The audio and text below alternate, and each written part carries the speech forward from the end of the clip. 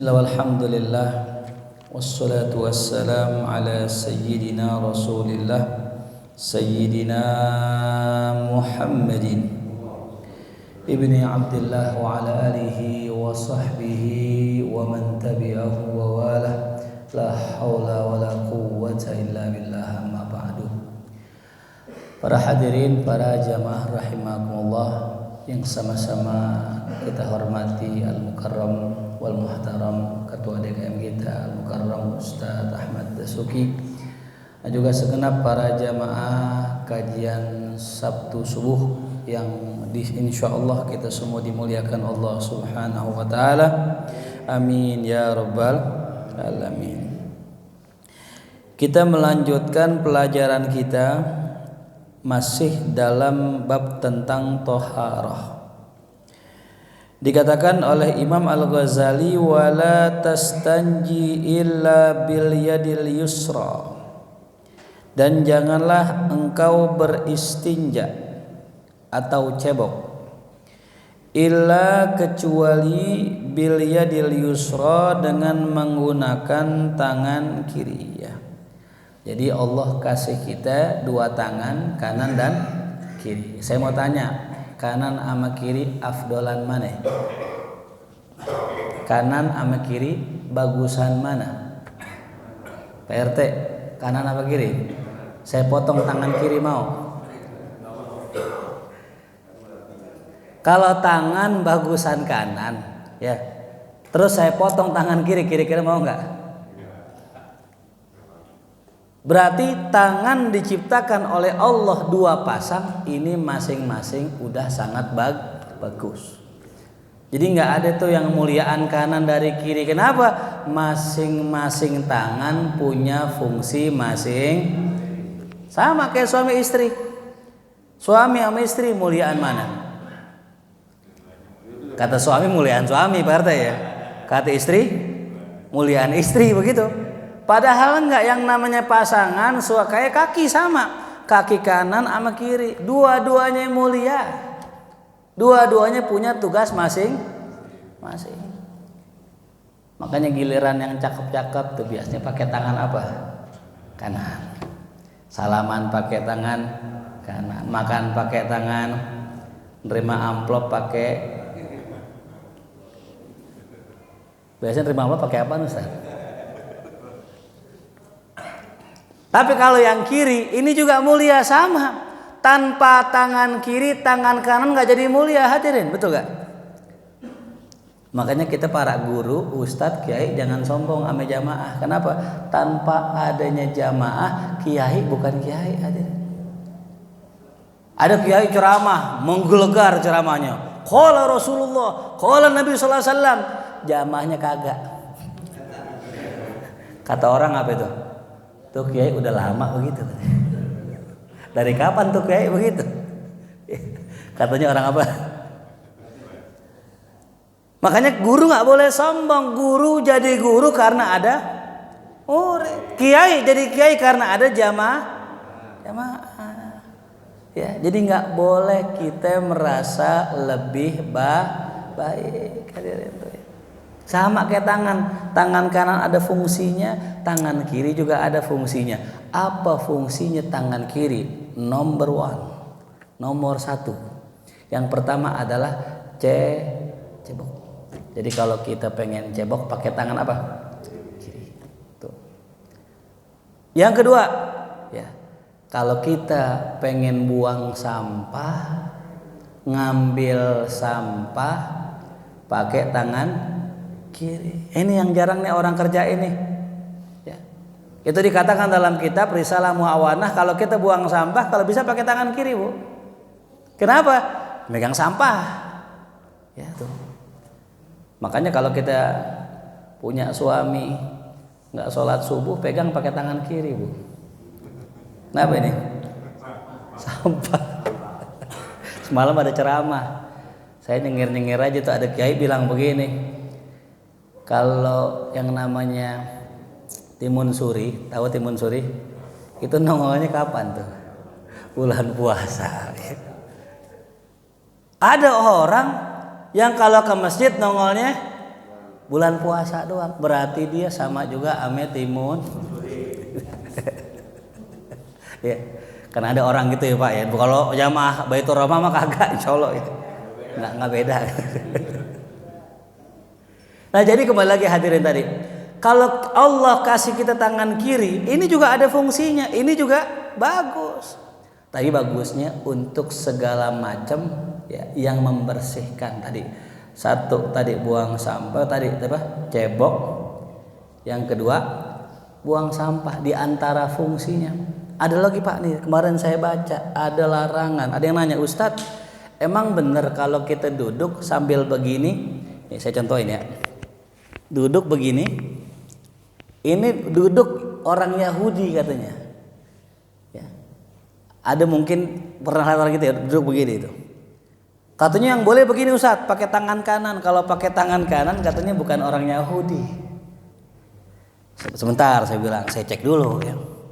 Itu hadis riwayat siapa yang mengatakan duduk begini orang Yahudi? Kalau seandainya benar, jamaah Baitur Rahman banyak yang Yahudi dan itu. Gitu. Ternyata saya baca Pak, betul ada riwayat yang mengatakan orang yang duduk dengan bertelekan, bersandar dengan tangan kiri itu ditegur sama Nabi. Suatu hari ada orang sahabat lagi duduk begini, Nabi lewat, ditegur, ya fulan, ataqaudu, apakah engkau duduk dengan qi'adata ya al-maghdubi alaihim, dengan duduk orang yang dimurkai Allah. Kan kita tahu dalam surat Al-Fatihah yang dimaksud dengan maghdubi alaihim itu orang apa? Yahudi. Ya fulan, apakah engkau duduk dengan cara duduknya Yahudi? Begini. Wah, saya baca benar juga ya, ada hadisnya. Gitu. Nah, cuman masalahnya kadang kita baca hadis sepotong. Ini yang bahaya. Ya. Belajar dari Google, belajar lewat medsos, sepotong hadisnya. Sehingga menghasilkan hukum yang sepotong. Kan kita emang kalau habis makan nasi kebuli bagi bulan Maulid ya. Ya kan diketahui kenyang atau kagaknya kan dari tangan, betul ya. Kalau tangan ke belakang satu, nah agak kenyang. Ya. Kalau tangan dua, kenyang banget. Kalau amper bahan begini. Akhirnya saya baca, ternyata subhanallah hadirin, hadis itu nggak salah, betul ada orang duduk begini ditegur sama Nabi. Cuman ini orang wahuwa fis sholati, dia dalam keadaan sholat. Jadi orang dulu sahabat ketika mereka lagi sholat, ada yang capek, ketika miring begini capek, tangannya begini, lagi tahiyat akhir tuh. Nah itu yang nggak boleh. Ya. Jadi yang nggak boleh bukan duduk begini, bukan, tapi lagi sholat tahiyat akhir tangan kita taruh di sini. Itu yang menyerupai duduknya Yahudi. Tuh. Saya bilang sama dia orang, oh untung ente punya guru. Habis baca di Instagram, ya kalau kita nggak punya guru nggak bisa nanya hadirin, nggak bisa cross check. Ini hadis bener nggak guru? Ini riwayat betul nggak? Ini zaman sekarang kan zaman udah serba gampang. Maaf hadirin, saya nggak menyalahkan orang yang belajar di YouTube, enggak. Cuman kalau bisa punya guru nyata juga dong, gitu. Alhamdulillah nih jamaah kasub ya, gurunya berapa tuh? 4 ya. Jadi kalau misalnya mau nanya gampang, mau bandingin juga bisa. Cuman yang repot kalau gurunya 4, kalau ribut susah tuh, kurang penengah 1 harusnya. 5 jadinya itu. Nah, ya jadi kembali lagi tadi ya, ini tangan kiri dimuliakan Allah. Maka sebagian kiai bilang begini katanya, itu tangan kiri ya pakein cincin, katanya kasihanan nama tangan apa? Karena tangan kiri pakein perhiasan hadirin. Ya.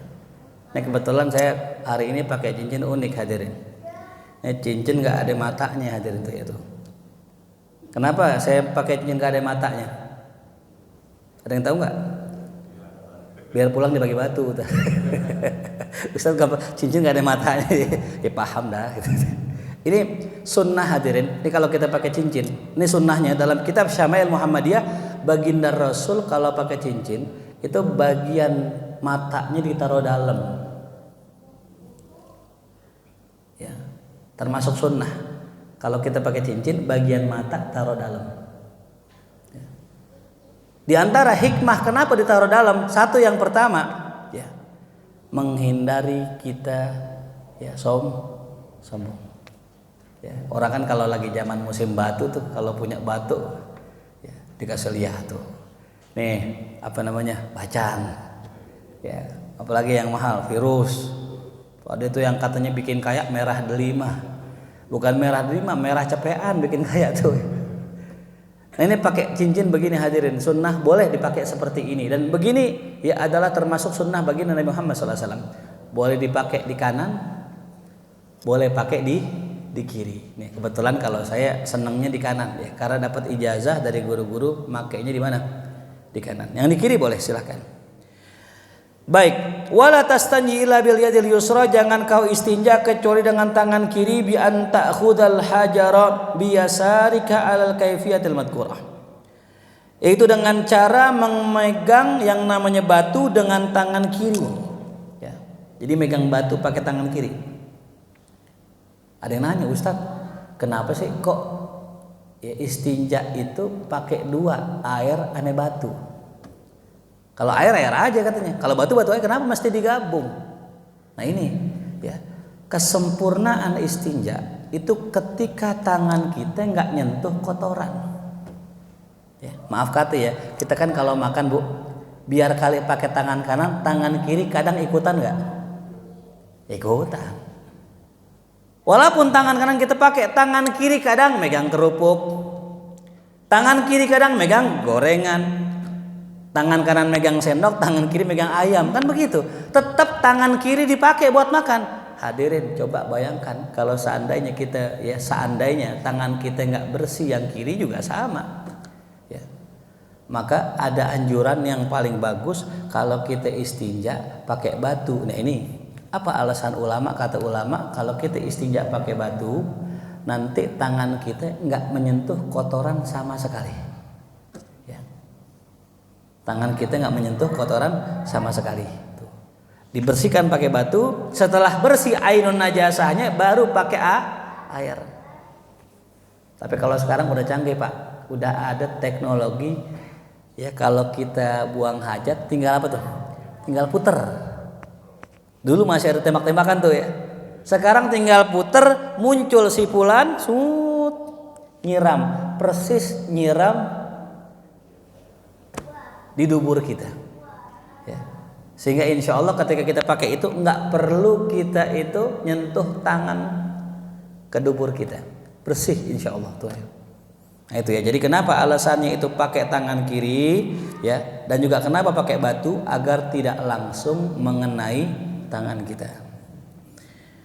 Wa bi an tufidal ma'a bil yumna ala mahallil juz'i wa tadlukahu bil yusra hatta la yabqa atharun yudrikuhu al-kaf bihissil lamas. Dengan cara mengucurkan air dengan tangan kanan pada tempat keluarnya kotoran, dan kemudian apa? Wa tadlukahu bil yusra, digosok dengan tangan kiri. Jadi nyiduknya air pakai tangan kanan, ceboknya pakai tangan kiri. Hatta la yabqa atharun, sampai tidak ada yang tersisa daripada bekas, yudrikuhul kafu, yang dapat dirasa oleh tangan, bihisil lamas, dengan ya indera perabaan. Nah ini hadirin, kalau kita pengen buang hajat kan kalau bagian depan di dehem ya, dehem.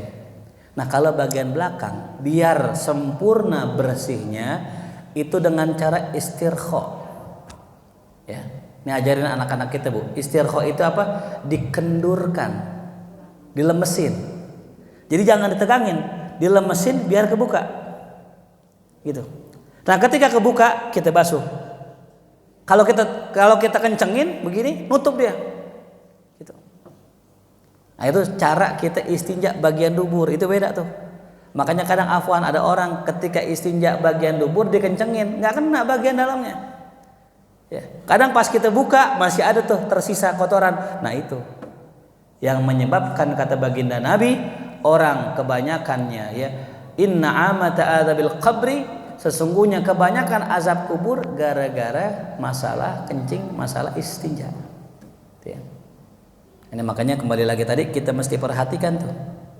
Ya. Nah ada pertanyaan Ustadz, kalau kita nyebokin bayi, misal contoh ya, kita ngelihat anak kita buang hajat nih, buat ibu-ibu penting nih. Anak kita pakai celana, ya, pakai kolor putih. Terus kita bersihin. Saya mau tanya ibu-ibu, langsung hilang nggak najis? Langsung hilang nggak warnanya? Enggak. Kadang masih ada nodanya. Pertanyaannya, kalau seandainya kita bersihkan masih ada nodanya, udah suci apa belum?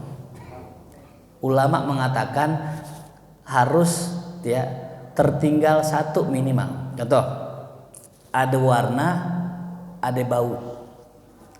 Kalau kita bersihkan masih ada warnanya kuning, cuman udah nggak ada baunya, suci. Atau ya ini apa namanya? Ini celana ya, itu masih ada apanya? Baunya, sudah nggak ada warnanya, tetap najis. Ya, jadi yang paling dasar itu warna. Warna itu masih dimaklum tuh. Ya. Makanya kalau kita nyuci pempes anak tuh ya, nih Bu, dipisah. Belum lama saya ngajar di masjid, saya bilang begini, ibu-ibu banyak salah ketika nyuci baju. Contoh, ini kan mesin cuci. Kita isikan airnya Bu ya. Kadang ada orang ya habis ngisi air penuh dimasukin baju najis. Itu air najis semua. Air semesin cuci yang banyak najis semua, walaupun yang kita masukin cuma tisu isinya kotoran atau maaf ya, celana dalamnya anak kita. Maka bagaimana cara nyuci yang betul? Masukkan dulu nih kotoran celana atau apa, baru isi ame air. Kalau habis kita masukin celana yang ada kotorannya kita isi sama air, nah itulah yang benar. Ya, sehingga najisnya itu hilang gara-gara terkena air, bukan air kena najis. Ya, ini sepele cuman tadi ya. Menentukan bersih apa enggaknya baju kita. Ya. Nah, yang kedua, kalau bisa baju yang najis jangan dicampur sama yang kotor ya. Tuh, karena cara nyuci baju yang najis itu berbeda dengan nyuci dengan baju yang kotor. Wa yakfi fi dzalika ghalabatu dhanni zawali najasah, dan cukup sekali ya. Cukuplah pada yang demikian itu ghalabatu dhanni, adanya dugaan kuat zawalin najasah, akan sudah hilangnya najis ya. Jadi kalau kita cebok nggak mesti banget kita pastiin ya. Contoh misalnya ada orang ngencing keluar tuh dipakein tisu. Oh, udah nggak gitu. Apa nggak mesti begitu ya? Atau nggak dirasain udah nggak mesti. Cukup pakai dugaan aja cukup. Makanya kalau kita kencing, selesai kencing, takutnya nih ya kita keluar lagi, maka dianjurkan sampai ulama ambil air cipretin. Kenapa dicipretin?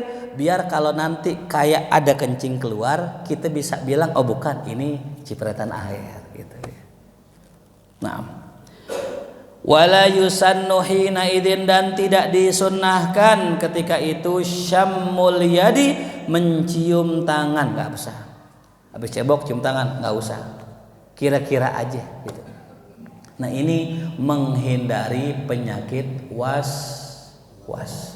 Ini ngeri nih hadirin, apalagi udah kita yang udah berusia lanjut, ibadah udah susah ya, toharoh juga susah, ditambah was. Apalagi yang namanya orang tua, nggak boleh dikit kena angin ya. Habis wudhu kena angin masuk, makanya saya lihatin tadi lagi sholat nih pada ngeringket di pojok gitu. Anti ame angin ya. Udah wudhu rapi basah, was, kayaknya belum sah nih, balik lagi wudhu lagi. Ini hadirin, makanya obat buat orang yang kena penyakit was-was, obatnya ihmal, bodoh amat begitu. Kita wudhu nih, kayaknya nggak sah, bodoh amat begitu. Harus dibodoh amatin, jangan harus diulang, jangan. Ya. Nah tadi kembali lagi tadi, Ya, jadi nggak disunahkan tuh nyium tangan, nggak perlu. Ya, cukup dicuci udah selesai pakai sabun udah husnuzon bersih insyaallah gitu. Ya. Wayam bagil istirkha dan sepatutnya disunnahkan istirkha'u mengendurkan. Yang tadi saya bilang tuh ya. Mengendurkan bokong li alla yabqa atharuha agar tidak tersisa bekas kotoran fi tadai fi syarahil maq'adah ya. Pada lipatan-lipatan syarajil maq'adah ya, lipatan lubang kotoran, lubang dubur ya. Fatanabbah lidzalika, maka perhatikanlah itu kadzalika qalahu Ibnu Hajar. Nah ya, wa qul indal faraq nadia, katakan ketika selesai kita buang hajat, udah selesai nih cebok minal istinja ya, katakan ketika kita selesai istinja wa ba'dal khuruj, dan setelah keluar dari tempatnya ya, min mahalli, Allahumma tahhir qalbi minan nifaq. Oke, kita baca bareng-bareng ya. Bismillahirrahmanirrahim. Allahumma tahhir qalbi minan nifaqi wa hassin farji minal fawahish. Allahumma tahhir qalbi minan nifaqi wa hassin farji minal fawahish. Nah, ini hadirin doa cebok ya. Kalau doa masuk kamar mandi ada doanya, keluar ada doanya, cebok juga ada doanya. Kapan doanya? Nah, kalau dia itu buang hajatnya di alam terbuka, setelah cebok langsung. Tapi kalau dia ceboknya buang hajatnya di WC, ba'dal khuruj, setelah keluar baru baca doa. Apa doanya tadi? Allahumma tahhir qalbi minan nifaq. Ya Allah, selamatkan, sucikan, bersihkan hatiku dari sifat munafik. Nauzubillah min dzalik. Ini sifat munafik hadirin. Nifak itu asal katanya ya dari nafako. Nafako itu terowongan ya. Jadi kalau kita lihat terowongan pasti punya dua apa? Dua lubang. Lubang sini sama lubang sini. Itu asalnya munafik. Jadi kalau orang munafik hadirin, di sini dia beda, di sono dia beda, punya dua muka. Itu. Ini baik-baik kita kalau punya teman orang munafik. Ada kisah suatu hari Imam Syafi'i punya guru namanya Imam Fudail bin Iyad. Ya, Imam Fudail bin Iyad. Ini guru Imam Syafi'i, seorang wali, seorang sufi, punya murid. Ketika lagi sakaratul maut dibacain Yasin nolak hadirin. Ya. Jadi kalau ada orang misalnya sakaratul maut ya, bacain Yasin hadirin. Ya. Atau biasanya kalau saya bacain, kalau saya pribadi ya, karena saya yakinnya sama sholawat ini sholawat tibbil qulub ya. Ya, kalau ada orang lagi sakaratul maut ya, susah keluarnya, itu bacain sholawat tibbil qulub. Apa enggak? Allahumma sholli ala sayyidina Muhammadin tibbil qulubi wa dawaiha wa afiyatil abdani wa shifaiha wa nuril absari wa diyaiha wa ala alihi washabihi. Cuman jangan nyanyiin hadirin nih, baca ayat Allahumma sholli ala sayyidina Muhammadin tibbil qulub wa dawaiha wa afiyatil abdan wa shifaiha wa nuril absari wa diyaiha. Tambahin wa qutil arwahi wa ghidaiha, wa qutil arwah wa ghidaiha wa ala alihi wa sahbihi. Insyaallah pengalaman saya dengan izin Allah, orang yang susah keluar ruhnya keluar. Yang ketiga, pakaiin siwak hadirin. Kalau orang lagi susah sakaratul maut, pakaiin apa? Siwak. Karena baginda Nabi sebelum meninggal lagi sakarat, Nabi minta disiwakin. Kata ulama, orang yang bersiwak atau disiwakin sebelum dia itu meninggal lebih mudah keluarnya. Makanya kalau ada jamaah pagi-pagi tiduran di masjid hadirin lagi rebahan, siwakin hadirin. biar cepat. tidurnya ya. Nah, jadi kembali lagi tadi ya. Nifak tadi ya. Imam Fudail bin Iyad punya muridnya alim, muridnya soleh, tapi ketika dibacakan Yasin nggak mau, nolak. La takra nih ya surah Yasin, jangan bacain saya surat Yasin. Gurunya nanya, emang kenapa dibacain Yasin nggak mau? Saya lihat ada gunung api besar yang sedang menghantam saya ketika dibacakan Yasin. Akhirnya gurunya inisiatif, bacain talqin aja dah, dibacain talqin la ilaha illallah ya.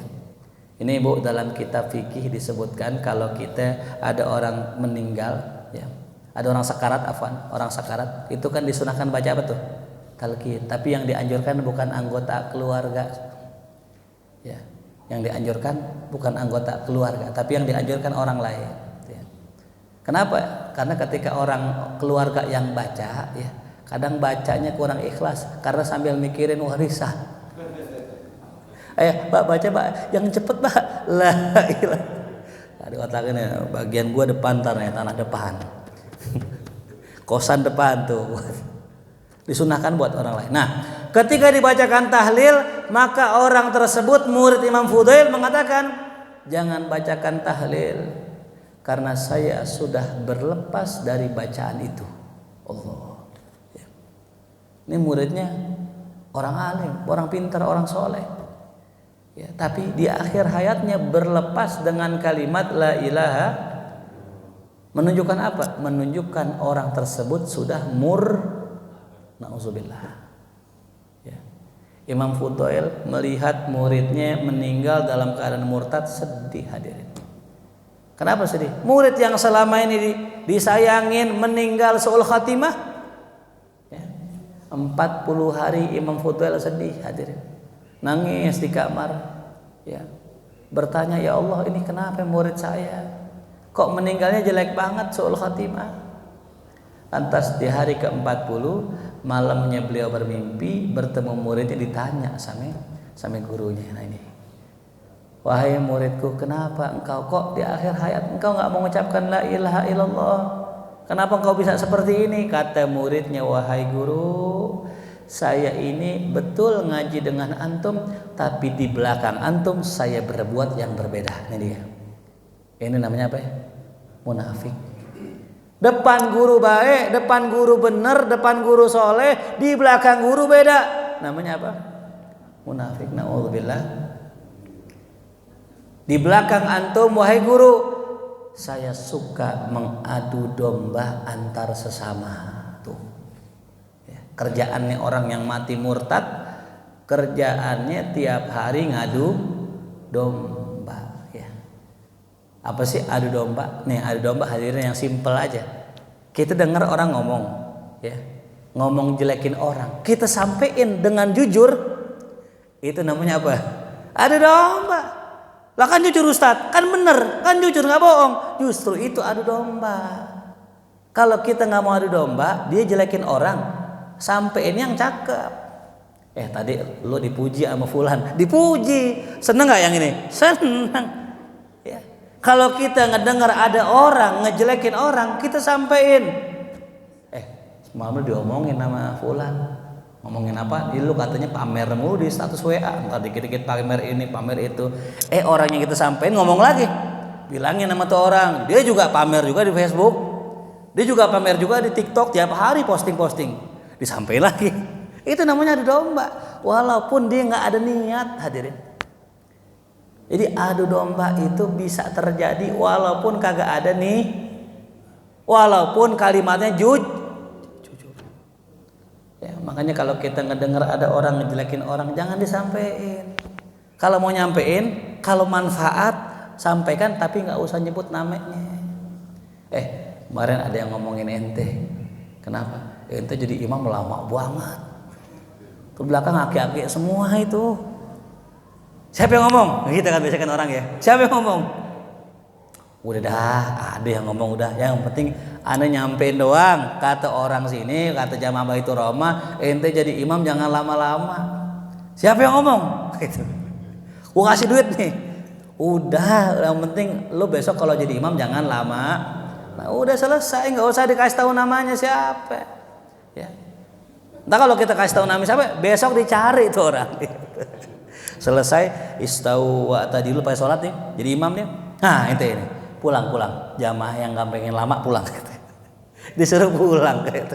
Jadi marahan sama orang lain. Itu namanya adu domba. Yang kedua, wahai guru, saya diam-diam ya di dalam hati saya menyimpan penyakit dengki.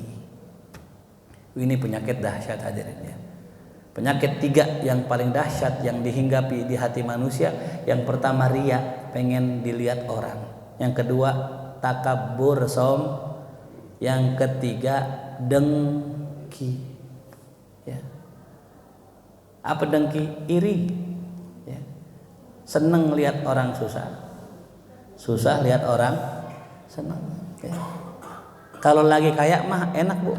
Kita lagi kaya nih, posisi jadi orang kaya, insya Allah nggak bakal iri sama orang miskin semua. Tapi sebaliknya penyakit banyak orang miskin ini. Ya. Makanya orang kaya itu penyakitnya bukan dengki, sombong. Ya. Kalau salaman sama orang takut kena nular penyakit. Dikit doang ini. Ujungnya doang kasih itu. Penyakitnya orang miskin apa itu? Dengki, iri sama yang kaya itu. Dia punya tetangga rumahnya gede. Gede doang rumah. Enggak pernah ngaji di rumahnya. Rumah gue doang malam Jumat ngaji mulu gitu. Tetangga beli mobil, paling duit korupsi. Pokoknya begitu penyakit tuh ya. Itulah penyakit orang, nauzubillah min dzalik ya. Banyak orang gara-gara dengki matinya suul khotimah. Dan dengki yang paling jelek hadirin afwan ya. Dengki yang paling jelek adalah dengki ame ustadz, ame ulama. Nauzubillah ini. Ya. Makanya kalau kita punya taklim nih Pak. Kita punya TPQ, punya TPA, rame. Terus ada tetangga buka TPA lagi. Nah, ini biasanya kita tegur gitu kan. Lu nggak tahu di sini udah ada TPA katanya. Lu ngapa bikin TPA lagi? Tegur, mulai dah saling afwan hadirin. Saya mau tanya, kalau TPA di kampung ini ada 1 bagus nggak? Kalau 2 bagus nggak? Makin banyak makin. Saya mau tanya, kalau kita punya murid, kalau ngajar pengennya nih banyak, terus kita lama capek apa dikit, terus kita nyantai. Pengennya apa? Dikit kan. Kalau orang ngaji cuma 3 orang kan enak kan ya. Baca sedekah 3 kelar. Nah ngaji 30. Sholat isyanya jam 10 malam hadirin. Maka harusnya mindsetnya kayak begitu hadirin. Ini penyakit dengki bahaya. Ya. Di kampung saya nih ada orang buka warung baru, sebelahnya buka warung, diomelin yang buka warung baru. Kenapa alasannya? Lu makan rezeki orang. Kagak, rezeki masing-masing walaupun dagang sebelah-sebelahan, betul gak? Ya. Ibu pernah ke PGC, ada pernah ke PGC Cililitan lantai 3A. Nah, ini gak ada lantai 4 kata orang Cina, sial katanya angka 4. Lantai 3A tempat apa Bu? Tempat orang jual beli handphone. Itu ibu lihat tuh tukang handphone, konternya atau banyak. Di sini konter handphone, sini konter handphone, sini konter. Saya mau tanya, ada yang kemakan nggak rezekinya? Masing-masing udah ada rezekinya. Ya. Makanya kita jangan mau kalah sama Madura Bu. Wah saya bilang luar biasa top. Baru Madura yang bikin Madura Mart ya. Betawi belum ada, Betawi Mart belum ada. Madura Mart. Slogannya apa? Buka tiap hari 24 jam, tutup 1 hari sebelum kiamat begitu.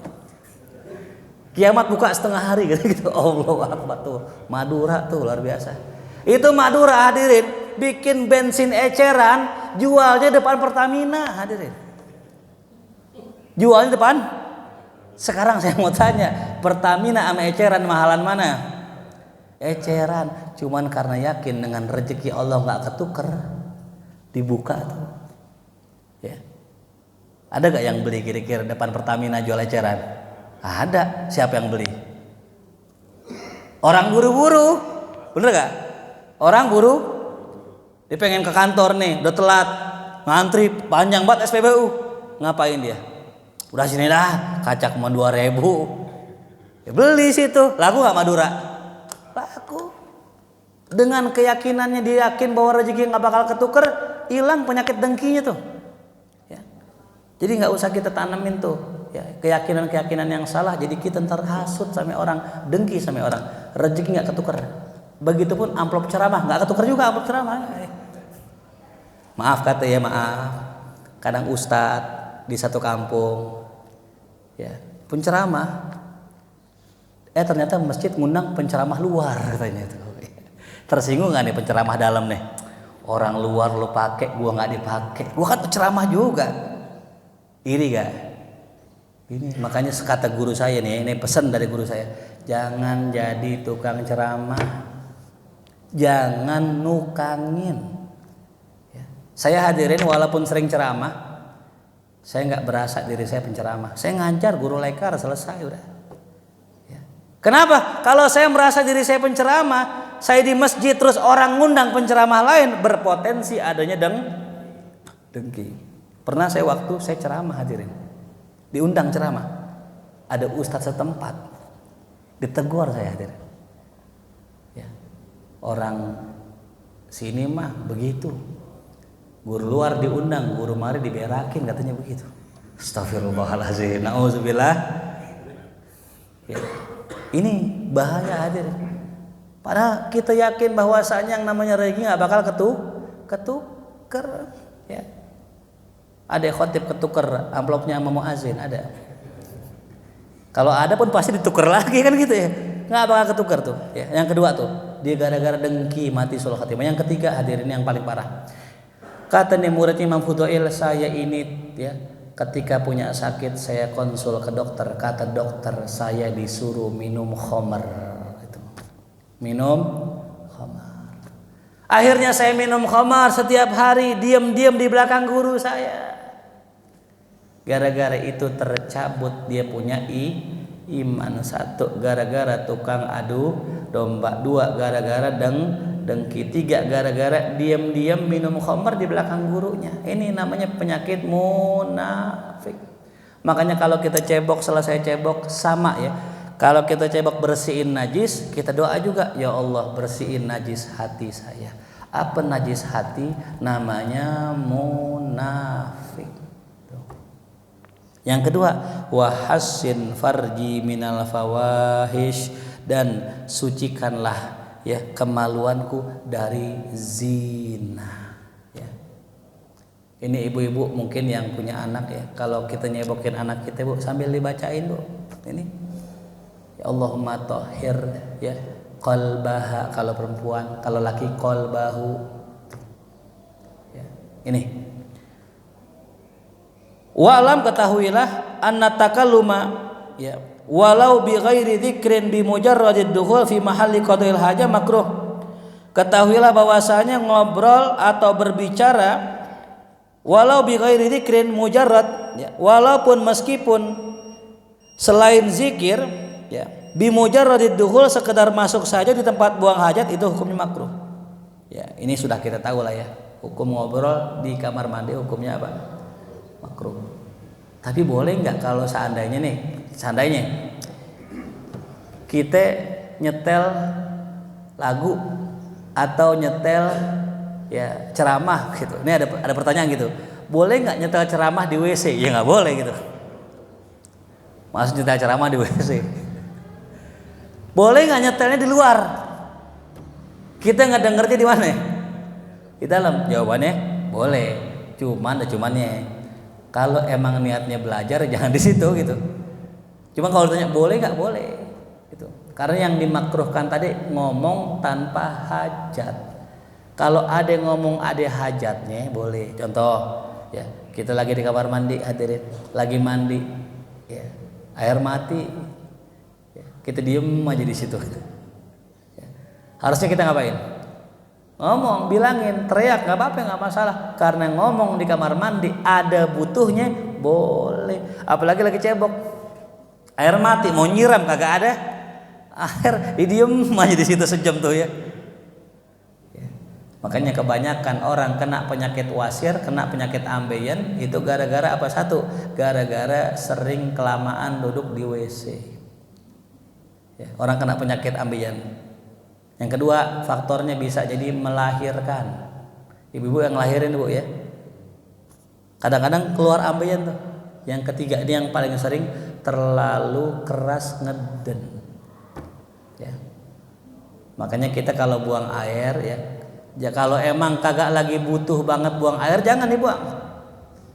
Ntar kita ngeden kita tekan itu yang bikin ambeien. Ya tuh. Makanya seperlunya aja udah mules banget baru masuk kamar mandi itu ya. Nah itulah ya sekitar pembahasan kita pagi hari ini. Ya mudah-mudahan apa yang dikaji bermanfaat. Amin ya rabbal alamin. Baik sebelum kita tutup, bagi para jamaah ada yang ingin bertanya dipersilahkan. Bismillahirrahmanirrahim.